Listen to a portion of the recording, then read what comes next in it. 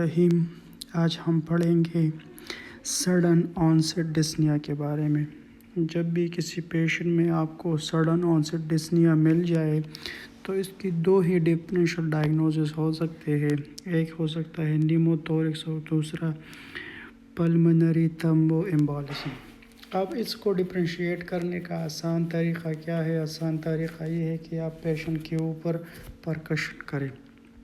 अगर परकशन में आपको हाइपर रेजोनेंट मिल जाए, नॉर्मल क्या है, नॉर्मल रेजोनेंट है, अगर आपको हाइपर रेजोनेंट मिल जाए तो इसका मतलब ये कि इट इज़ न्यूमोथोरिक्स।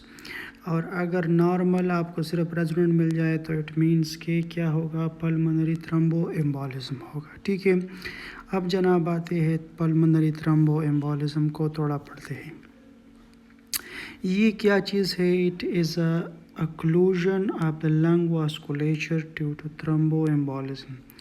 थ्रोम्बोएम्बोलिज्म की वजह से जब भी हमारे लंग्स के अंदर वेजल्स ब्लॉक हो जाए, इसको कहते हैं पल्मोनरी थ्रोम्बोएम्बोलिज्म। वो एम्बोलिज्म कहाँ से आ सकता है? किसी भी जगह से आ सकता है, मगर मेजॉरिटी टाइम कहाँ से आएगा? हमारे जो लेग्स के वेन्स है वह यहाँ से आएगा। अब जनाब आते हैं इसकी एटियोलॉजी के ऊपर। 90% डीवीटी जो है इसका खास है। Deep vein thrombosis 90% will lead to pulmonary thromboembolism. ठीक है, अब डीवीटी के अलावा 10% अपर एक्सट्रीमिटी से भी आ सकती है, वेन से आ सकती है। ये कौन लोगों में? वो लोग जो अल्लाह के अज़ाब में गिरफ़्तार है, आईवी ड्रग एब्यूज़र्स है। यही आईवी ड्रग एब्यूज़र क्या करेंगे? अपने वेन को पंक्चर करेंगे और वहाँ से थ्रम्बस आएगा और सीधा हार्ट के ऊपर आएगा। अब हार्ट में क्या करेगा? राइट हार्ट में क्या पैदा कर सकता है, क्या प्रोड्यूस कर सकता है? एरिथमिया प्रोड्यूस कर सकता है, कार्डियोमायोपैथी प्रोड्यूस कर सकता है, इन्फेक्टिव एंडोकार्डाइटिस प्रोड्यूस कर सकता है। इन्फेक्टिव एंडोकार्डाइटिस में आपने पढ़ा होगा कि आईवी ड्रग एब्यूज़र्स में जो सबसे मोस्ट कॉमन जो वाल इन्वॉल्व होती है वो है ट्राइकस्पिड वेल्व, और इसके साथ जो वेजिटेशन बनती है वो स्टेफिलोकोकस आयरस से बनती है।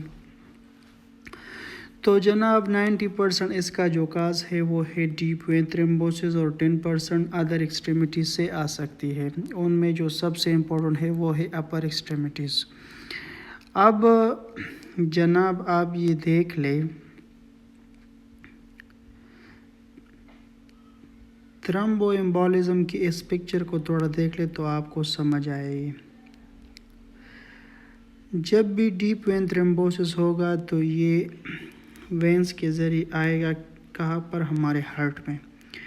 जब भी राइट एट्रियम में आएगा तो राइट वेंट्रिकल में जाएगा और पल्मोनरी आर्टरी के रास्ते हमारे लंग वास्कुलेचर में जाएगा। और जब लंग वास्कुलेचर में ये ब्लॉकेज बनाएगा, फिर हम इसे कहते हैं पल्मोनरी थ्रोम्बोएम्बोलिज्म। इसी एम्बोलिज्म की वजह से यहाँ की जो ब्लड वेजल्स है वो क्या हो गई? अब ये ब्लॉक हो गई। ठीक है, तो इसको कहते हैं हम पल्मोनरी थ्रोम्बोएम्बोलिज्म। इस पिक्चर से आपको अच्छी तरह समझ आया होगा इंशाअल्लाह।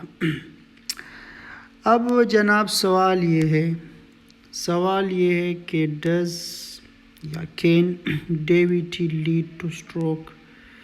क्या डीवीटी स्ट्रोक काज कर सकती है? तो आपका जवाब होगा यस,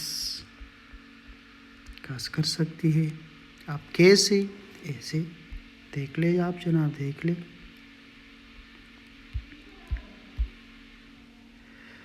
सवाल जनाब ये है कि can DVT lead two stroke? जवाब हमारा है यस, लेकिन कब? उस वक्त जब हार्ट के अंदर कोई वीएसडी और कोई एएसडी मौजूद हो। फॉर एग्ज़ाम्पल कोई थ्रोम्बाई राइट एट्रियम के अंदर आई है तो उसका काम क्या है कि वो तो राइट वेंट्रिकल में जाएगा, लेकिन अगर यहाँ पर कोई एएसडी मौजूद है तो ये किधर जाएगा? लेफ़्ट एट्रियम में। लेफ़्ट एट्रियम से लेफ़्ट वेंट्रिकल और फिर आयोर्टा से सीधा जाएगा और कैरोटिड आर्टरी के ज़रिए ब्रेन में जाएगा और ब्रेन में ब्लड वेसल को ब्लॉक करेगा तो स्ट्रोक प्रोड्यूस होगा। अगर वीएसडी होगा तो इस साइड से जाएगा। तो मारिफत की बात यह है कि अगर किसी पेशेंट में, किसी डीवीटी के पेशेंट में आपको स्ट्रोक मिल जाए तो आपने ऑलवेज क्या करना है, इको करना है, ताकि मालूम हो जाए कि यहाँ पर ज़रूर या वीएसडी होगा या एएसडी होगा। तो ये तो जनाब ये बात हो गई कि DVT can lead two stroke. अब आते हैं इसकी पैथोजेनेसिस के ऊपर कि how pulmonary embolism is produce from DVT. अब 3 ही ऐसी चीज़ें हैं जिनमें से अगर एक भी पॉजिटिव हो जाए तो पल्मोनरी एम्बोलिज्म हो सकती है। अब इस तीनों को कलेक्टिवली हम कहते हैं वर्शूस ट्रायड। ठीक है, उनमें जो पहली चीज़ है वो क्या है, वीनस स्टेसिस। जब ब्लड स्टेसिस करेगी, रुकेगी, तब पल्मोनरी एम्बोलिज्म होगा। जब ब्लड के अंदर हाइपर कोगुलेबिलिटी होगी, ब्लड के अंदर क्लॉट फॉर्मेशन की प्रॉपर्टी ज़्यादा होगी, तब भी ये होगा। जब कभी ब्लड वेजल्स का एंडोथेलियम डैमेज होगा तब भी थ्रोम्बस बनेगा और पल्मोनरी थ्रोम्बो एम्बोलिज्म काज होगी। इन तीनों को कलेक्टिवली हम कहते हैं वर्शूस ट्रायड। अब बॉडी के अंदर एक और चीज़ है जिसको हम कहते हैं वर्शूस नोड। आपने वर्शूस ट्रायड को वर्शूस नोड के साथ कंबाइन नहीं करना। वर्शूस नोड क्या है, it's enlarge supra clavicular lymph node. जब भी सुप्रा क्लेविकुलर लिम्फ नोड एनलार्ज हो जाए इसको कहते हैं वर्शूस नोड। और ये कब हमें देखने के लिए मिल जाती है, सीन इन गैस्ट्रिक कार्सिनोमा, और ये गैस्ट्रिक कार्सिनोमा के अंदर एनलार्ज होती है। आप साहिबान इस पिक्चर में देख सकते हैं कि ये जो सुप्रा क्लेविकुलर लिम्फ नोड है दे आर एनलार्ज्ड, और जिसको हम वर्शूस नोड के नाम से पहचानते हैं। तो बात यह है कि आप साहिबान को वर्शूस नोड और वर्शूस ट्रायड के बारे में मालूमात होना चाहिए। अब आते हैं भाई वर्शूस ट्रायड को 1 बाय 1 पढ़ते हैं। तो let's start about venous stasis. Venous stasis कब होगा, जब कोई patient more than 48 hour bed rest के ऊपर होगा। अब ये कौन सी चीज़ें हैं जो इसको बेड रेस्ट पर मजबूर करती है, स्ट्रोक हो सकता है, मल्टी न्यूरोनल डिसऑर्डर हो सकता है, लोअर लिम्ब फ्रैक्चर हो सकते हैं या डिसलोकेशंस हो सकती है। ये वो तमाम कंडीशन है जो इस बंदे को मजबूर करेगा कि more than 48 hour bed rest करे, या प्रोलॉन्ग एयर ट्रेवल। ठीक है, अब यहाँ से पेशावर बस में बैठे और कराची तक जाए तो ये तो होगा। या वेरिकोज वेन। वेरिकोज वेन क्या चीज़ है, it is a dilated superficial when of the legs. आप देख सकते हैं कि लेग के जो वेन्स है, सुपरफिशियल वेन है, वो क्या हो गए हैं, डायलेट हो गए हैं। इसको कहते हैं वेरिकोज वेन।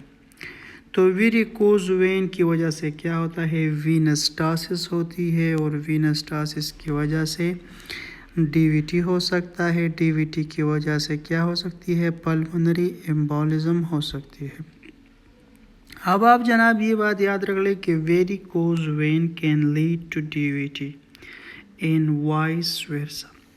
अब इसका क्या मतलब है, इसका मतलब ये है कि वेरिकोज वेन जो है ये डीवीटी कॉज कर सकती है, और डीवीटी वेरिकोज वेन कॉज कर सकती है। इसको कहते हैं वाइस वर्सा। ठीक है जनाब। अब आते हैं सबसे जो इम्पोर्टेंट एग्जामिनर का सबसे, पल्मोनरी एम्बोलिज्म के अंदर एग्जामिनर की सबसे फेवरेट जगह जो है वो क्या है, वो है प्रेगनेंसी। प्रेगनेंसी जनाब हमने पहले पढ़ा था कि वेरशुस्ट्राइड्स के अंदर 3 चीज़ें हैं। एक है वीनस्टासिस, दूसरा है हाइपर कोगुलेबिलिटी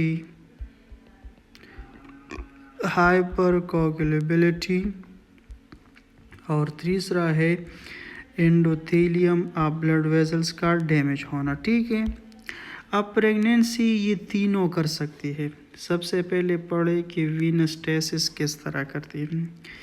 प्रेगनेंसी के अंदर पेल्विक मास बढ़ता है।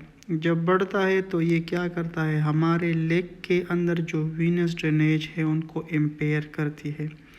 किस तरह, एब्डोमेन के अंदर जो ब्लड वेसल्स है उसके ऊपर क्या करती है, उसके ऊपर प्रेशर डालती है, जिस वजह से वीनस ड्रेनेज या ब्लड जो है वो क्या होगा, वो इम्पेयर होगा। प्रेगनेंसी के अंदर ईस्ट्राडायोल रिलीज़ होती है और ईस्ट्राडायोल क्या है, वेज़ोडाइलेटर है। जब भी हमारा ब्लड वेसल डायलेट होगा तो उसमें क्या होगा, स्लगिश ब्लड फ्लो होगा और जिसकी वजह से वीनस्टेसिस होगी। अब कोई फीमेल है जो ओसीपी इस्तेमाल कर रही है, ओरल कॉन्ट्रासेप्टिव पिल्स, तो ओरल कॉन्ट्रासेप्टिव पिल्स के अंदर भी ईस्ट्राडायोल है और वो ईस्ट्राडायोल क्या करती है, वेज़ोडाइलेटर काज करती है। और ये एक और काज कर सकती है कि ये लीवर के साथ जब बाइंड करती है तो क्या करती है, जो क्लॉटिंग फैक्टर है उसकी प्रोडक्शन ज़्यादा करती है।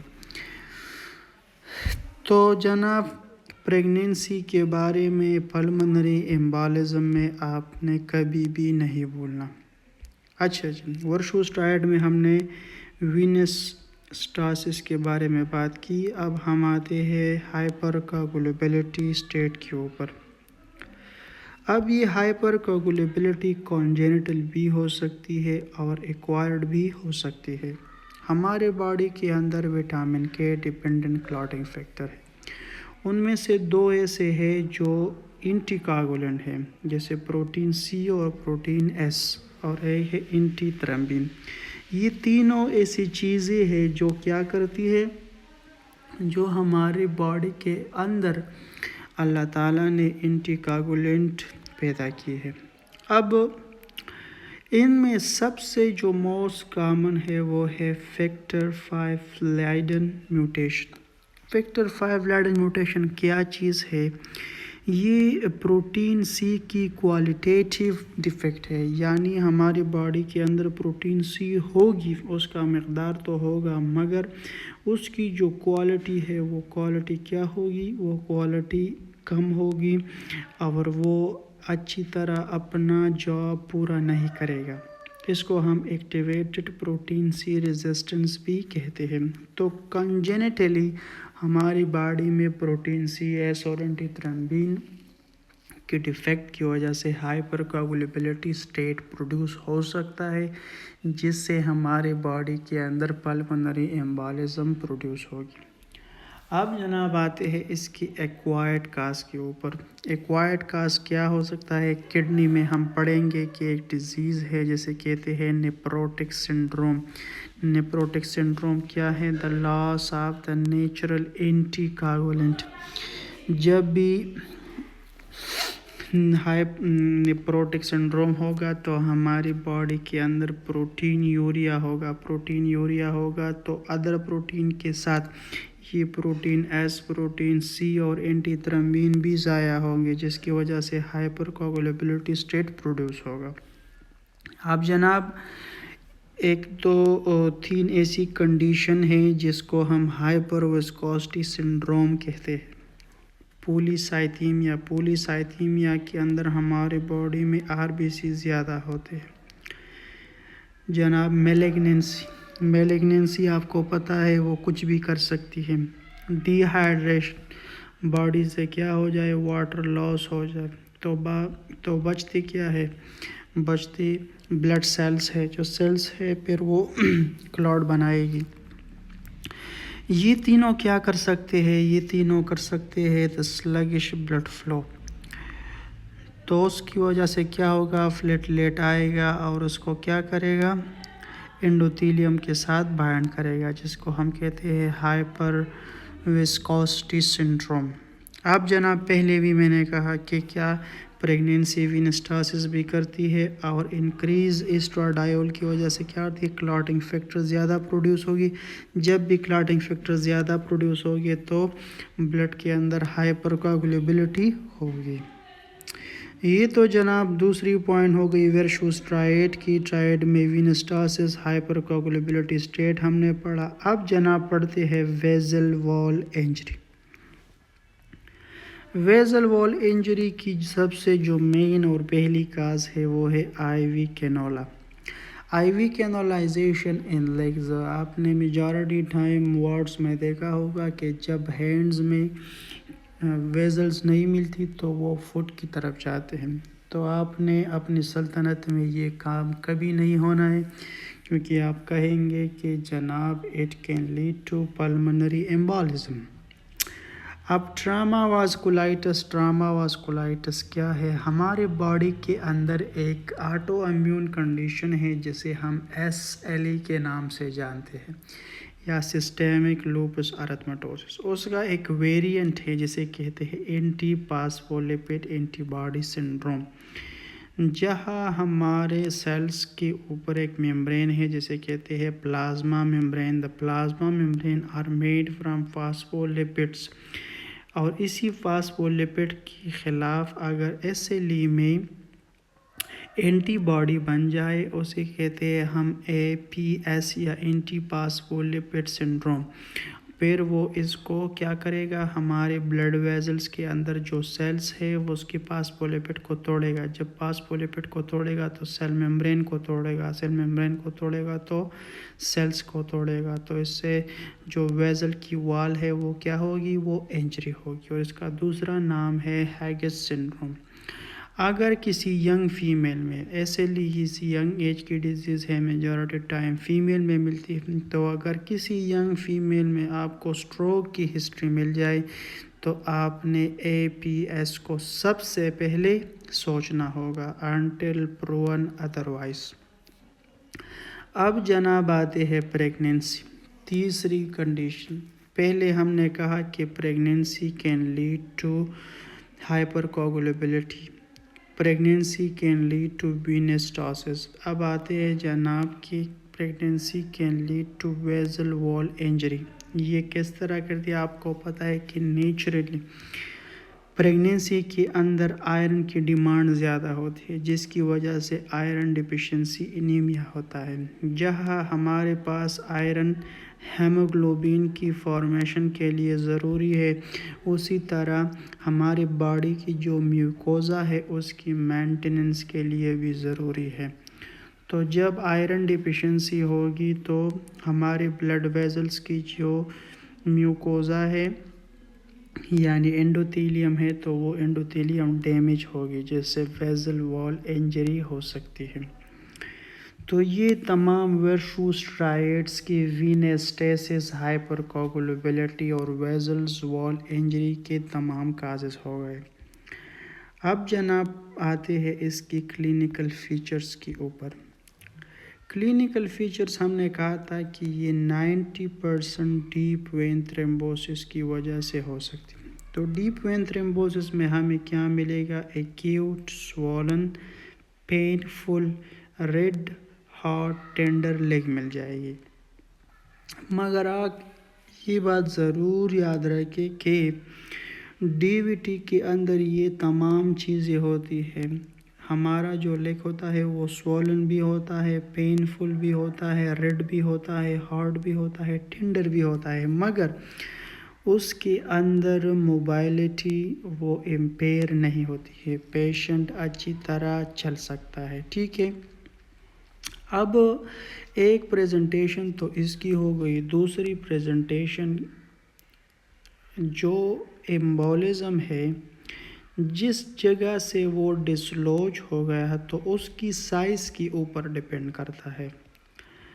अगर वो स्मॉल वेजल को ब्लॉक करे तो उसकी अपनी क्लिनिकल फीचर होगी। अगर वो मीडियम को ब्लॉक करे तो उसकी अपनी क्लिनिकल फीचर होगी। अगर वो लार्ज पल्मोनरी वेसल को ब्लॉक करेगा तो उसकी अपनी क्लिनिकल फीचर होगी। तो स्मॉल, लार्ज और मीडियम, सबसे ज़्यादा पल्मोनरी एम्बोलिज्म जहाँ बनता है वो medium vessels of the pulmonary हो सकती है। अब जनाब आते हैं इसके ऊपर के ये क्या कर सकती है।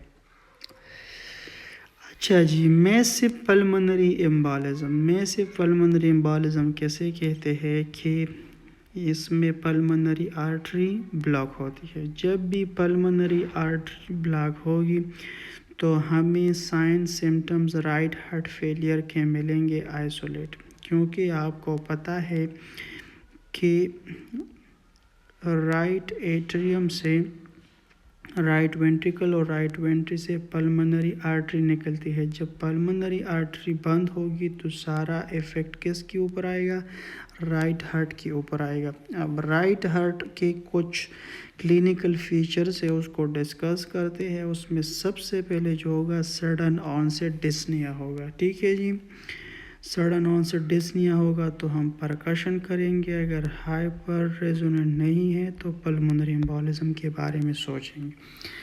अब अगर सिर्फ राइट हार्ट फेलियर के साइन सिम्टम्स है, जैसे पेशेंट को हार्ट अटैक है या हार्ट हेडेक है, फ्लशिंग है, इंक्रीज जेवीपी है, टेंडरनेस है और पेडल या सेक्रल एडिमा है, तो ये सारे sign symptoms right heart failure के हैं। हेपेटोमेगैली है पेशेंट को। तो ये जो सारे साइन सिम्टम्स है ये आइसोलेटेड हार्ट फेलियर ये किस वजह से हो सकती है? मैसिव पल्मोनरी एम्बोलिज्म की वजह से हो सकती है, जब भी पल्मोनरी आर्टरी ब्लॉक होगी। अब जनाब आते हैं मीडियम के ऊपर। मीडियम जो है वो सबसे कॉमनेस्ट है और ये क्या करती है? ये सेगमेंटल आर्टरीज को ब्लॉक करती है। हमने पल्मोनरी फिजियोलॉजी के अंदर पढ़ा था कि लंग्स के अंदर फेशर्स होती हैं। ये फेशर उसको लोब्स में डिवाइड करती है। अब ये लोब मज़ीद छोटे छोटे लोब्स में डिवाइड होती है, जिसको हम ब्रोंकोपल्मोनरी सेगमेंट्स कहते हैं। अब हर ब्रोंकोपल्मोनरी सेगमेंट का अपना ही ब्लड वेजल्स होता है। जब ब्रोंकोपल्मोनरी सेगमेंट्स की आर्टरी के अंदर यही थ्रोम्बाई जो है वो यहाँ ब्लॉक हो जाए, फिर उसको हम कहते हैं मीडियम पल्मोनरी एम्बोलिज्म। आप इस पिक्चर में देख सकते हैं। ठीक है, इसके अंदर क्या होगा? इसके अंदर होगा सडन ऑनसेट डिस्निया, कफ स्पूटम होगा, हेमोप्टाइसिस होगा और चेस्ट पेन होगा। एग्जामिनेशन में पेशेंट में आपको साइनोसिस मिलेगी, टेकिपनिया मिलेगा, टेकिकार्डिया मिलेगा और चेस्ट का जो एग्जामिनेशन है वो नॉर्मल होगा। क्यों? क्योंकि ये तो एक वेजल ब्लॉक होगी, ये मूवमेंट के ऊपर इसका कोई इफ़ेक्ट नहीं होगा, साउंड्स के ऊपर इसका कोई इफ़ेक्ट नहीं होगा, वोकल प्रेमेटिस के ऊपर अब इसका कोई इफ़ेक्ट नहीं होगा। अब जनाब आते हैं जहाँ लंग्स के अंदर लार्ज ब्लड वेजल्स है, मीडियम ब्लड वेजल है, उसी तरह हमारे लंग्स के अंदर छोटे छोटे माइक्रोवेस्कुलेचर भी मौजूद है, जैसा कि आप इस पिक्चर में देख सकते हैं। तो जब कोई थ्रोम्बाई यहाँ हमारे स्मॉल और छोटे से ब्लड वेजल्स के अंदर आ जाए, हम इसे कहते हैं माइक्रोपल्मोनरी एम्बोलिज्म। ये माइक्रोपल्मोनरी एम्बोलिज्म बहुत ही रेयर है और ये पल्मोनरी माइक्रो सर्कुलेशन को ब्लॉक करती है। अब मेजॉरिटी टाइम जो है ये क्या है? ये एसिम्प्टोमेटिक होती है, क्योंकि बड़ी एक छोटी ब्लड वेजल्स ब्लॉक होती है और उससे इतना साइंस प्रोड्यूस नहीं होते।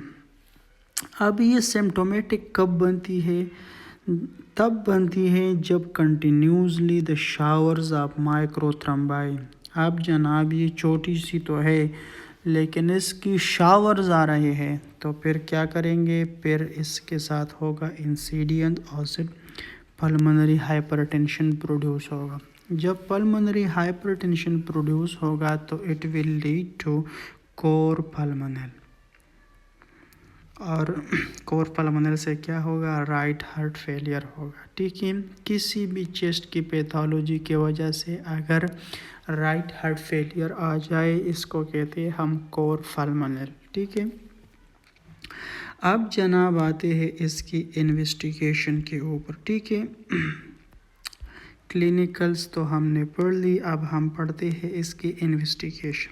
तो इन्वेस्टिगेशन में अगर मैसिव पल्मोनरी एम्बोलिज्म होगा तो उसमें ओलिगेमिक लंग्स होंगे, डायमेंस लंग वास्कुलेचर होगा, यानी ब्लड की जो वास्कुलर्स है वो डायमेंस होंगे, उसके अंदर ब्लड नहीं होगी, जिसे हम कहते हैं वेस्टर मार्क साइन। अब जनाब आप इसमें देख सकते हैं,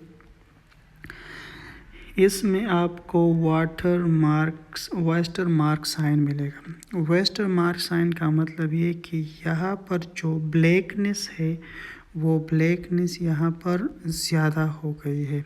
ठीक है, क्योंकि ऑलरेडी जो है यहाँ पर जो पल्मोनरी आर्टरी है वो ब्लॉक है तो ब्लॉक से ब्लड जो है वो थोड़ी बहुत आ रही है, और यहाँ का जो ईयर है वो क्या है, वो ज़्यादा है, तो इस वजह से यहाँ पर एयर की वजह से ये जगह ब्लॉक हो गई है, जिसे हम वेस्टर मार्क साइन कहते हैं। ठीक है, अब जनाब आते हैं मीडियम पल्मोनरी एम्बोलिज्म के ऊपर।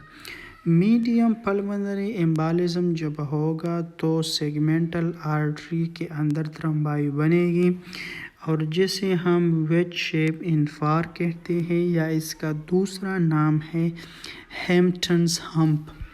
हैम्पटन्स हम्प आप अगर इस चेस्ट एक्सरे में देखें तो यहाँ पर आपको हैम्पटन्स हम्प मिलेगा। ये क्या है, हैम्पटन हम्प है, और ये आपको पल्मोनरी एम्बोलिज्म के अंदर मिलेगा।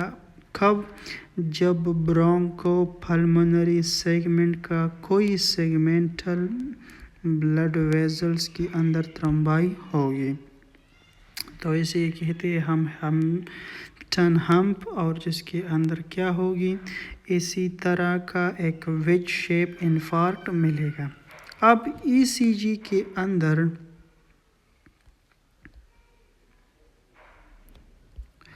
अब जनाब आते हैं ईसीजी जब हम करेंगे तो 15% केसेस के अंदर ये हमें डायग्नोसिस मिल जाती है, जिसके अंदर क्या होगा, S1 Q3T3 मिलेगा। It's hall mark of pulmonary embolism. Pulmonary embolism के साथ आप ये बात याद रखिए कि पल्मोनरी एम्बोलिज्म में प्रेगनेंसी और ईसीजी के ऊपर क्वेश्चन ज़रूर आता है।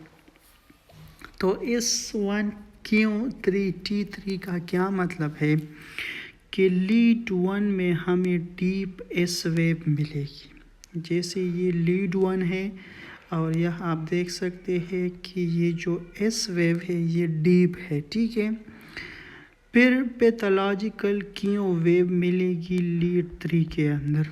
आप इसमें देख सकते हैं कि ये क्या है, ये लीड 3 है, और लीड 3 में ये जो क्यू वेव है ये क्या है, ये पैथोलॉजिकल है। ठीक है, अब इन्वर्टेड टी वेव मिलेगा लीड 3 में, तो आप ये देख सकते हैं कि ये टी वेव जो है अभी ये नॉर्मल है, और ये टी वेव जो है ये क्या है, ये इन्वर्टेड है। तो ईसीजी के अंदर क्या होगा, ईसीजी के अंदर डीप एस वेव होगा लीड 1 में, पैथोलॉजिकल क्यू वेव होगा लीड 3 में, और इन्वर्टेड टी वेव होगा लीड 3 में। तो इस पैटर्न को हम कहते हैं S1Q3T3। It's a hall mark of pulmonary embolism. ठीक है जनाब, अब जनाब आते हैं, अपने आप से एक क्वेश्चन करें कि which test if negative will rule out DVT in pulmonary embolism. अब जनाब वो कौन सी ऐसी कंडीशन है, ऐसी टेस्ट है जिसको हम करेंगे और उससे क्या हो, उससे पल्मोनरी एम्बोलिज्म रूल आउट हो जाए। अब तो वो चीज़ क्या है, वो है डी डायमर्स। अब आप देख ले, जब भी हमारे बॉडी के अंदर क्लॉट बनती है तो प्लेटलेट्स के ऊपर एक धार होती है जिसे हम कहते हैं फाइब्रिन। वो फाइब्रिन इस क्लॉट को क्या करता है, स्टेबल बनाता है। तो हमारी बॉडी के अंदर एक प्रोटीन है नेचुरल जिसे हम कहते हैं TPA, टिश्यू प्लाज्मिनोजन एक्टिवेटर। ये क्या करता है, ये प्लाज्मीन को चेंज करता है, प्लाज्मिनोजन को प्लाज्मीन में कन्वर्ट करता है। जब प्लाज्मीन आएगा तो प्लाज्मीन क्या करेगा, प्लाज्मीन इसी थ्रोम्बिन को तोड़ेगा, इसको डिग्रेड करेगा। तो इस फाइब्रिन की जो डिग्रेड प्रोडक्ट है उसको डी डायमर कहते हैं। फाइब्रिन डिग्रेड प्रोडक्ट को हम डी डायमर कहेंगे। जब भी किसी DVT पेशेंट में या पल्मोनरी एम्बोलिज्म के अंदर डी डायमर्स यानी फाइब्रिन डिग्रेडिंग प्रोडक्ट अगर नेगेटिव होगी तो इसका मतलब ये है कि इस पेशेंट के अंदर DVT और पल्मोनरी एम्बोलिज्म नहीं है। इसका मतलब ये है कि बॉडी के अंदर क्या नहीं है, कोई थ्रोम्बाई नहीं है। तो जब भी हमारे पास डी डायमर्स नेगेटिव होंगे तो इसका मतलब ये है कि बॉडी के अंदर कोई थ्रोम्बाई नहीं बन रही है। अब जब हम ये पढ़ रहे थे तो हमारा एक टीचर था, बड़ा ही काइंड टीचर था, अल्लाह उसको और इल्म और दौलत अता करें। तो उसने कहा था कि हमारा एक दोस्त था हॉस्पिटल में, वो इमरजेंसी में बैठा था, कोई फीमेल को लेके आए सडन ऑनसेट डिस्निया के साथ और चंद ही मिनटों में वो एक्सपायर हो गई। तो भाई इंक्वायरी हो गई, इंक्वायरी में डॉक्टर को बुलाया गया कि कैसा, कौन सी कंडीशन थी। तो पेशेंट के अंदर ये निकला कि पेशेंट OCP ले रही थी। तो उस डॉक्टर ने अपनी इन्वेस्टिगेशन के अंदर लिखा था डी डायमर्स के रिपोर्ट के आने से पहले वो पेशेंट एक्सपायर हो गई थी। लेकिन जो इन्वेस्टिगेशन उसने भेजे थे उसके अंदर डी डायमर उसने लिखा था। तो एक केस इसने क्या कर दी, उसकी बेचारे की जॉब बचा दी। तो डी डायमर इसके अंदर पल्मोनरी एम्बोलिज्म के अंदर एक बड़ा ही इम्पोर्टेंट और ख़ास रोल रखता है। अच्छा जी, अब जनाब आते हैं स्क्रीनिंग टेस्ट के ऊपर। तो पल्मोनरी एम्बोलिज्म के अंदर जो स्क्रीनिंग टेस्ट है, इससे पहले ये कि investigation of choice in pulmonary embolism क्या है, ये पल्मोनरी एंजियोग्राफी है। अगर आपसे पूछा जाए कि पल्मोनरी एम्बोलिज्म के अंदर जो इन्वेस्टिगेशन ऑफ चॉइस है वो क्या है, वो है पल्मोनरी एंजियोग्राफी। लेकिन अगर जब कोई पेशेंट अगर प्रेगनेंसी में हो, प्रेग्नेंट है, पहले हमने कहा था कि प्रेगनेंसी के अंदर hypercoagulability, stress, venous, vessel wall injury, वो ये तमाम कर सकती है। तो पल्मोनरी एम्बोलिज्म ज़्यादा होता है प्रेगनेंसी के अंदर। तो इस जब CT स्कैन तो यहाँ पर कॉन्ट्राइंडिकेट है, तो उसके लिए हम क्या करेंगे, तो investigation of choice in pregnancy is VCAP scan, VCAP scan है। अब ये VCAP स्कैन क्या चीज़ है, ये वेंटिलेशन परफ्यूजन स्कैन है। वो एयर जो लंग से पास होती है उसे हम कहते हैं वेंटिलेशन। वो ब्लड जो लंग से पास होती है उसे कहते हैं हम परफ्यूजन। ठीक है, तो इसके लिए हम वेंटिलेशन परफ्यूजन स्कैन करेंगे और उसके अंदर हमें क्या मिलेगी, हमें मिसमैच मिलेगा। इसके लिए हम देंगे रेडियो लेबल्ड गैस। ठीक है, उसको इनहेल करेंगे पेशेंट को, और फिर देंगे IV में क्या देंगे, रेडियो लेबल्ड एल्बुमिन। तो ये जो गैस है ये एल्बुमिन के साथ कंबाइन होगा। तो इसको हम क्या करेंगे, चेस्ट एक्सरे के ऊपर देखेंगे। जो चेस्ट में होगा नो शेडो नहीं बनेगी जब मिसमैच होगा और पल्मोनरी एम्बोलिज्म। आप इसमें देख सकते हैं कि ये नॉर्मल लंग्स है, नॉर्मल लंग्स में शेडो बनी हुई है नॉर्मल। अब इस साइड पर देखें, इस साइड भी थोड़ी कम है और इस साइड पर बहुत ही मैसिव मिसमैच है, शेडो बहुत कम बनी है। तो इसको कहते हैं हम VCAP मिसमैच। ठीक है, तो VCAP मिसमैच कब होगा, VCAP मिसमैच प्रेगनेंसी के अंदर हो गए जब CT pulmonary angiography Contra indicated हो गए। अब जनाब आते हैं एक और चीज़ के ऊपर जिसे कहते हैं Wells clinical prediction criteria. Wells clinical production criteria के टोटल हमारे साथ 12.5 पॉइंट हैं।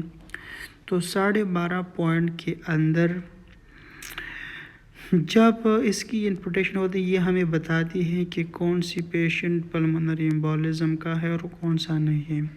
अगर क्लिनिकली डीवीटी प्रेजेंट होगा तो हम इसको पेशेंट को देंगे 3 मार्क्स। अगर कोई alternate diagnose is less likely, इसका मतलब ये कि पेशेंट के साइन सिम्टम्स किसी और डिजीज़ से नहीं मिलते तो इसको हम देंगे 3 मार्क्स। अगर पेशेंट मोर देन 3 डेज़ के ऊपर बेड रेस्ट के ऊपर है या उसने 4 हफ्तों से कम टाइम के अंदर क्या की है, सर्जरी की है, तो पेशेंट को हम देंगे 1.5 मार्क्स। अगर पेशेंट को प्रीवियस कभी डीवीटी या पल्मोनरी एम्बोलिज्म हुई है तो हम पेशेंट को देंगे 1.5 मार्क्स। अगर पेशेंट का हार्ट रेट मोर देन 100 है तो हम पेशेंट को देंगे 1.5 मार्क्स।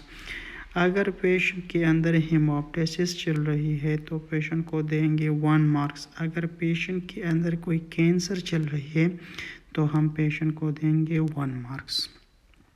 अब जनाब ये तमाम मार्किंग तो हो गई। अब आते हैं इसके इंटरप्रिटेशन के बारे में। अगर पेशेंट क्या मोर लेस देन 4 मार्क्स ले तो मुबारक हो, पल्मोनरी एम्बोलिज्म नहीं है। ठीक है, अब इसको रूल आउट करने के लिए हम क्या करेंगे, हम डी डायमर्स देखेंगे और डी डायमर्स हमें क्या मिलेगा, नेगेटिव मिलेगा। फाइब्रिन डिग्रेडेशन प्रोडक्ट हमें नेगेटिव मिलेगा। अगर मोर देन 4 है तो मुबारक हो, पल्मोनरी एम्बोलिज्म है। क्यों मुबारक हो, क्योंकि डिजीज़ मिल गई है। अब ट्रीटमेंट भी करेंगे।